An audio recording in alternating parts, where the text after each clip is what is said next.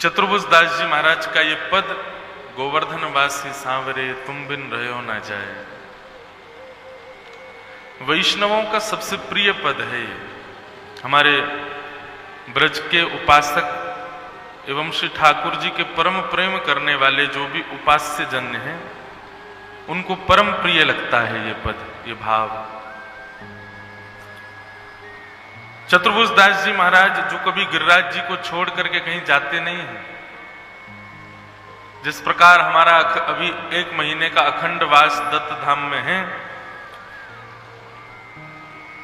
ऐसे ही जीवन पर्यंत का अखंड वास गोवर्धन में रहकर के श्री चतुर्भुज दास जी निवास कर रहे हैं। लेकिन तभी ठाकुर जी परीक्षा लेने के लिए गुरुदेव से ऐसी आज्ञा दिलवाते हैं कि चलो तीर्थ यात्रा पर चल रहे हैं। ये ठाकुर जी ही लीला करते हैं। किसी भक्त की भक्ति को परखने के लिए, परीक्षा करने के लिए उसकी विपरीत अवस्था प्रकट करेंगे कि देखें अब ये क्या करेगा, अब ये कैसे रहेगा, ये मेरे बिना रह नहीं पाता, मेरे भजन के बिना, मेरी साधना के बिना, मेरे प्रसाद के बिना, मेरी कथा के बिना इसका जीवन यापन मुश्किल है। तो ठाकुर जी जबरदस्ती ऐसी योजना बनाएंगे कि आप उससे वंचित हो, और उस स्थिति में आप क्या करोगे ये देखने के लिए ठाकुर जी ऐसी योजना बनाते हैं। चतुर्भुज दास जी के गुरु जी ने उनको आज्ञा की चलो तीर्थ यात्रा पर चल रहे हैं। तीर्थ यात्रा की बात सुनकर के चतुर्भुज दास जी तो बड़े परेशान हो गए, बोले क्या करें, क्यों? श्री गिरिराज जी को छोड़कर के एक क्षण भी कहीं नहीं जा सकते। बिना उन्हें देखे दिन में 3 बार, बिना उनका प्रसाद पाए, बिना उनको पद सुनाए हम रह ही नहीं पाते। बंधु, एक प्रकार से ये बात है कि जिस प्रकार हमारी उपयोगी वस्तु क्या है, जल है उसके बिना नहीं रह सकते, अन्न है उसके बिना नहीं रह सकते, वायु है उसके बिना नहीं रह सकते, जिनके बिना आप अचेतन्य हो जाओ, समझो आपकी स्थिति वही है। बहुत सावधानी से सुनिए सब लोग। जिस वस्तु के अभाव में आप अचेतन हो जाओ, अचेत हो जाओ, वही वस्तु आपकी स्थिति बताता है। पृथ्वी, जल, अग्नि, वायु, आकाश, अन्न आदि ये सब जो विधियां हैं, ये सब सांसारिक विधि हैं। हम जल के बिना नहीं रह सकते, हम अन्न के बिना नहीं रह सकते, हम वायु के बिना नहीं रह सकते। इसका मतलब इन तीनों के अभाव में हम अचेतन हो जाएंगे। अगर इन तीनों का अभाव हमको अचेतन करता है तो यह बात प्रमाणित होती है कि हम संसारी हैं, क्योंकि संसार में रहते हैं तो जिस वस्तु के बिना नहीं रह सकते तो वही आपकी गति है। लेकिन आप लोग विचार करो, पृथ्वी, जल, अग्नि, वायु, आकाश, पंचतत्व, अन्न, जल, भोजन आदि जो भी सामग्री है, ये सब, इन सब के बिना हम अचेतन हो जाते हैं। क्या ठाकुर जी के बिना हम कभी अचेतन होते हैं? नहीं होते। क्या कथा के बिना हम कभी अचेतन होते हैं? नहीं होते। क्या ठाकुर जी के नाम स्मरण के बिना कभी अचेतना होती हमको कि मूर्छा आ गई हो, भाव विह्वल हो गए हो, चला फिरा ना, जिस प्रकार बिना अन्न के गति हो जाती मानव की? कभी होता है ऐसा ठाकुर जी के वियोग में? कभी नहीं होता। किसी किसी की स्थिति तो हो जाती है, विचलित तो हो जाता है, वो भयभीत हो जाता है, उसका मन अशांत हो जाता है। पर जिस प्रकार अग्नि, जल ना मिलने पर, वायु ना मिलने पर, अन्न ना मिलने पर पूर्ण रूपेण अचेतन हो जाए, ऐसे ठाकुर जी के वियोग में अचेतन नहीं हो सकते। बहुत सावधानी से सुनिएगा, शब्दों को गंभीरता से समझिएगा। एक भक्त की दशा बता रहे हैं, जरूरी नहीं है कि अचेतन होना ही है। हमारे पूज्य महाराज जी हैं, कितने वर्षों से जल भी पान नहीं किया, केवल नारियल पानी पर ही रहते हैं। केवल एक दिन पाते हैं, वो भी पाते भी होंगे, मुझे तो लग ही नहीं रहा, मंगलवार निकल गया, मुझे तो पता ही नहीं चला महाराज जी ने कब पाया होगा या पाया भी होगा कि नहीं। पर हाँ, ये बात निश्चित है महाराज जी, बाहर तो कम जाते हैं। एक आध बार कभी मैंने वहां रस महोत्सव में तो देखा, जाते भी होंगे तो विचलित हो जाते होंगे कि अब कब चले वापस। श्री दत्तात्रेय उनकी गति बन चुके हैं, उनके बिना नहीं रह सकते। सबके बिना संभव है हमारा जीना, उनके बिना नहीं है हमारा संभव जीना। ये एक भक्त की गति होती है।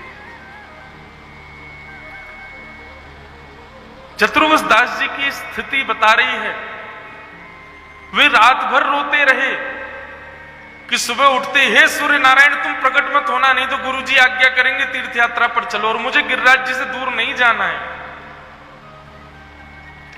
सूर्य उदय हुआ, अत्यंत व्याकुल व्यथित घबराहट हो रही है चतुर्वेद दास जी को, कैसे जाऊंगा मैं दूर गिरिराज जी से, गुरु आज्ञा की अवहेलना भी नहीं कर सकता, जाना तो पड़ेगा।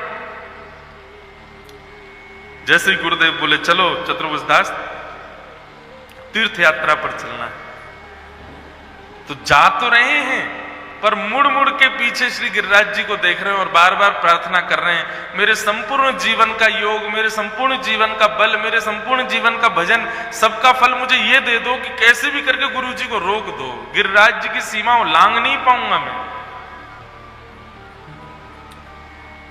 कैसी स्थिति, मानव की स्थिति कैसी होती है, वो एक जगह डट नहीं सकता, एक जगह स्थिर नहीं हो सकता, अस्थिर होता है, अपने हृदय को प्रसन्न करने के लिए अस्थिर रहता है, घूमता रहता है, डोलता रहता है। ये सब चीजें यहां रह करके मैंने अनुभव किया। हमसे ज्यादा कोई नहीं डोलता होगा, हम तो पूरी दुनिया में डोलते ही रहते हैं, हर हफ्ता कहीं नई जगह डोलने जाते हैं। पर यहां अभी 11 दिन हो गए, 10-11 दिन हो गए। परसों कोई महाराज जी पुणे से आए, वो आकर के बोले महाराज जी आपको कष्ट तो नहीं हो रहा, आपको मन नहीं कर रहा वहां जाने का, आपका मन नहीं हो रहा कुछ? मैंने कहा सही पूछो, मेरा बिल्कुल मन नहीं हो रहा, ये इधर की तरफ का रास्ता भी नहीं देखता मैं जब गंगा जी स्नान करने जाता हूं, मन ही नहीं हो रहा है, ये परिसर ही सुख दे रहा है। पहले शुरुआत में 2-4 दिन में आगे जाता था स्नान करने, 2-3 दिन पर, अब तो बस जैसे घोड़े के आंखों पे से पट्टी लगी रहती ऐसे ही जाता हूं मैं नीचे, स्नान किया और ऐसे ही ऊपर, ना इधर देखने की इच्छा होती ना उधर, बस ये परिसर सुख दे रहा है। और निश्चित है लोगों को सुनने में आश्चर्य होता है, जिसको भी मैं कहता हूं, अभी निमंत्रण दे रहा था वृंदावन के व्यासों को, अपने कुछ मित्रों को, 1 महीना की कथा, सब 1 महीना कहां फंसे भैया, 1 महीना की कथा कैसे डट रहे हो? मैंने कहा ये तो मैं सुख वर्णन नहीं कर सकता, मुझे कितना सुख मिल रहा है। पर ऐसी स्थिति एक भक्त की हो जाती है अपने ठाकुर जी के विराजमान स्थान के प्रति, वो उसका त्याग नहीं कर सकता, निरंतर उसी का चिंतन चलता रहेगा। अगर गया भी दूर तो वही बार बार स्मरण में आता रहेगा। कोई गलती से कह दे कि उस स्थान जा रहे हैं तो मचल जाता है, वो इतना प्रेम हो जाता है धाम से। नाम, रूप, लीला और धाम, ये 4 स्थितियां होती हैं भक्त के चित्त में।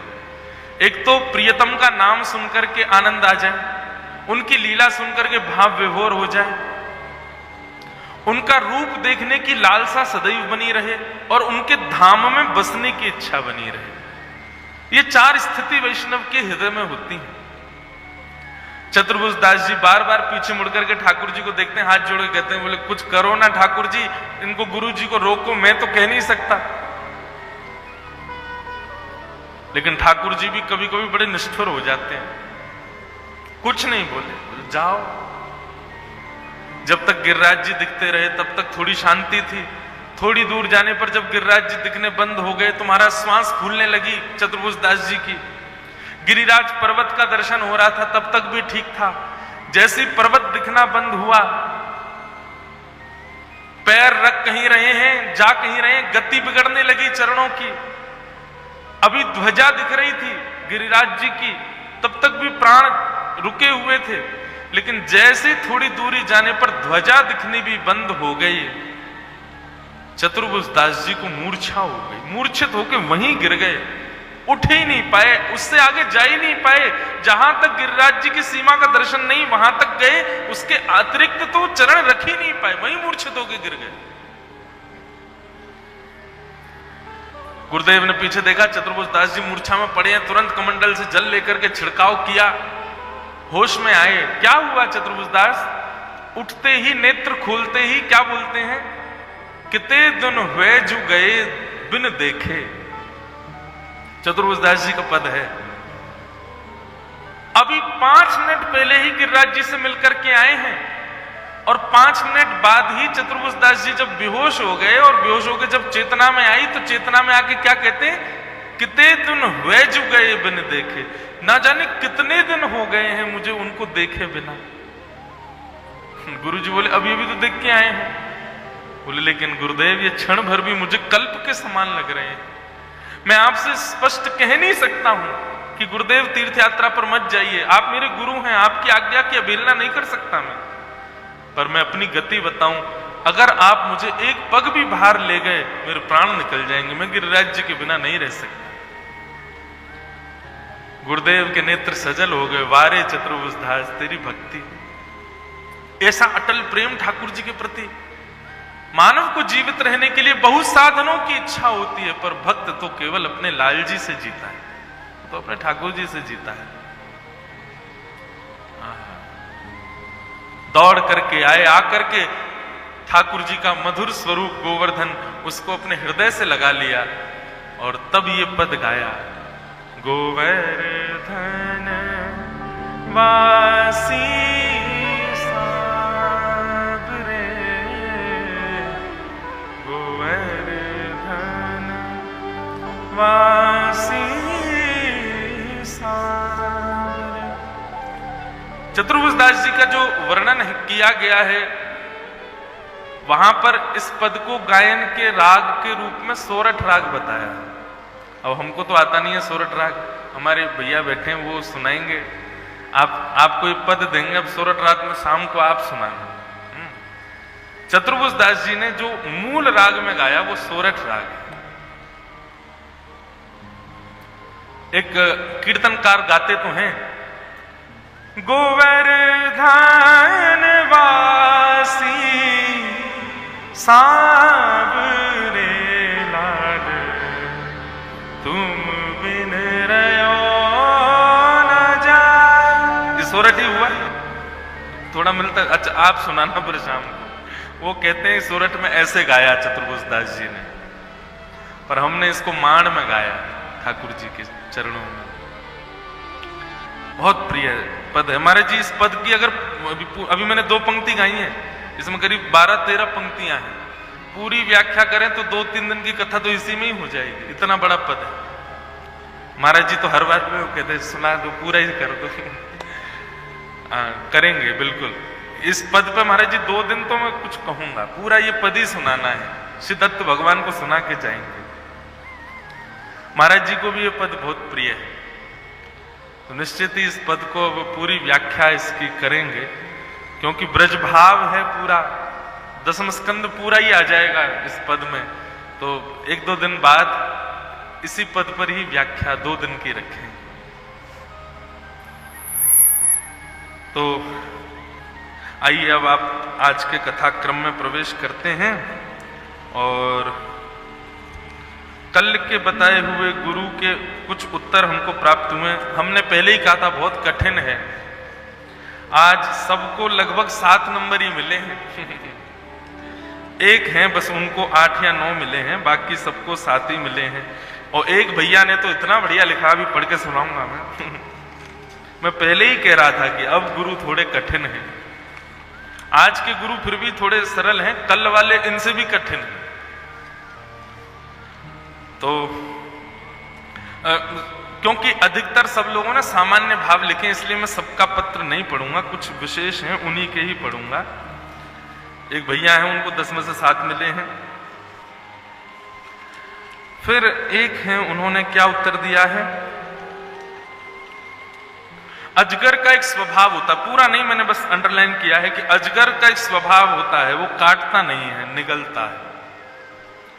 काटता नहीं है, निगलता है।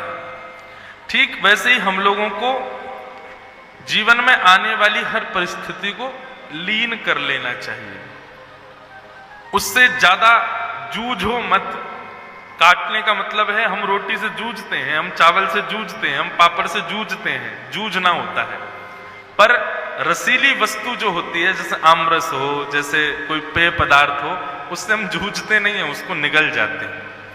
ठीक वैसे ही जीवन की कैसी भी स्थिति आवे, उसको अपनी बुद्धि रूपी मिक्सी में मिक्स करके बढ़िया जूस बना करके निगल जाओ, उसमें जूझो मत, उसको सम बना दो, उसको सामान्य बना दो, ज्यादा उसके प्रति परिश्रम ना करना पड़े। और परिस्थिति को सम बनाने का एक ही उपाय है सत्संग। गुरु आज्ञा, गुरु कृपा, गुरु वाणी, गुरु वचन, वैदिक वाणी, ये वाणियां जब आप सुनते रहते हैं ना, तो आपके भीतर समत्व का भाव आ जाता है, आप हर स्थिति को सम के भाव से सहन कर लेते हो। तो अजगर से हमने क्या सीखा? काटता नहीं है, निगल जाता है। ऐसे ही जीवन की स्थितियों को, परिस्थितियों को निगल जाइए, निगलेंगे तभी। अब देखो एक और बात है यहां पर समझने की, अब रोटी को निगल गए तो अपच हो जाएगी, चावल को निगल गए तो फिर लिवर खराब हो जाएगा। निगलने वाली वस्तु ही निगली जा सकती है, तो क्यों ना जब कोई बीमार हो जाता है तो उसको हर वस्तु ऐसी बना देते हैं कि वो निगल सके, उसको बिना चबाए पा सके। ठीक वैसे ही गुरु आश्रय में रह करके, सत्संग आदि में रह करके और यहां सुनाई गई चर्चाओं को जीवन में उतार करके एक सुंदर हृदय में समरूपी मिक्सी निर्माण करो। जीवन में जो परिस्थिति आए उसको उस मिक्सी में डालो, पेय बना करके उसको निगल जाओ, उसको स्वीकार करो। अच्छा भाव।